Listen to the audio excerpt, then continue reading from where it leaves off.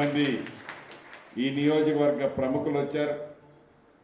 వారితో పాటు స్థానిక ప్రముఖులు, చిన్నారి బాలబాలికలు, కళలో ప్రదర్శించడానికి విచ్చేసిన నా ఆడబిడ్డలు, మీడియా మిత్రులు అందరికీ శిరస వంచి పేరు పేరున హృదయపూర్వక నమస్కారాలు, వందనాలు. చాలా సంతోషం. ఉడతా భక్తిగా ఈనాడు నా చేతుల మీదుగా రామదాసు గారు పుట్టిన స్థలములో ఒక అద్భుతమైన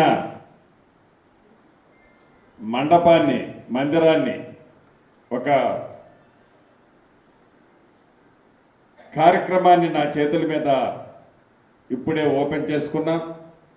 సుమారు 3 కోట్ల రూపాయలతో అన్ని వసతులతో ఆనాడి రామదాసు గారు శ్రీరామచంద్రులకి, సీతమ్మ వారికి ఏవైతే సేవలు చేసిన ప్రతి విషయాన్ని కంటికి కొట్టొచ్చేటట్టు చిత్రపటాల ద్వారా లోన అద్భుతంగా ఏర్పాటు చేశారు. అంతేకాదు, అంటే దీంట్లోకి వస్తేనే ఒక ధ్యాన మందిరంలో వచ్చే ఫీలింగ్ వచ్చే విధంగా, ప్రశాంతమైన మనసుతో ధ్యానించుకునే విధంగా చాలా బ్రహ్మాండంగా ఏర్పాటు చేసుకున్నాం. ఈ కార్యక్రమంలో పాలుపంచుకున్న అధికారుల్ని మనస్ఫూర్తిగా అభినందిస్తున్నాను. ఎందుకంటే అధికారి గారు రిటైర్ అయినా వారి కృషి తప్పకుండా మనం అభినందించుకోవాలి. అంతేకాదు,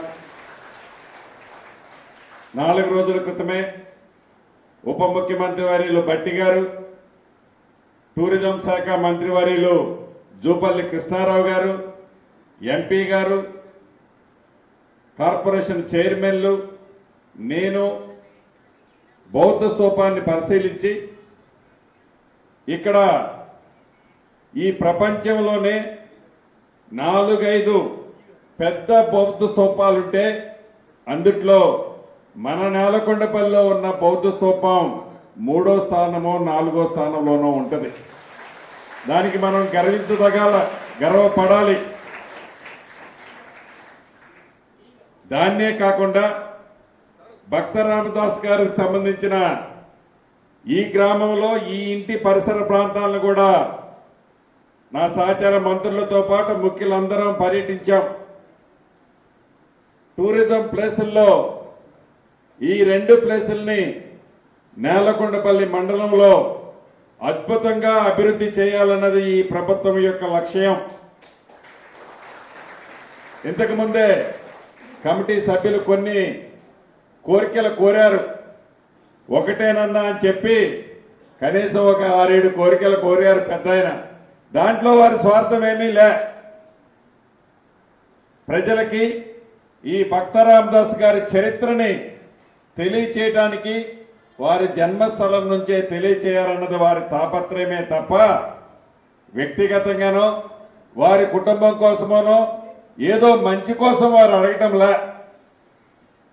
వారి స్వార్థం కోసం అడగటంలా, మనందరి బాగు కోసం, మనందరి మంచి కోసం, ఆ భగవంతుడి దీవెనలు మన అందరి మీద ఉండటం కోసం ఆ వయసులో కూడా మోకాళ్ళు నొప్పులున్నా లెక్క పెట్టకుండా ఈ కార్యక్రమాన్ని పట్టుదలతో, ఒక కృత నిశ్చయంతో వారు చేస్తున్నందుకు మరొక్కసారి వారిని, వారి కమిటీ సభ్యుల్ని అభినందిస్తున్నా.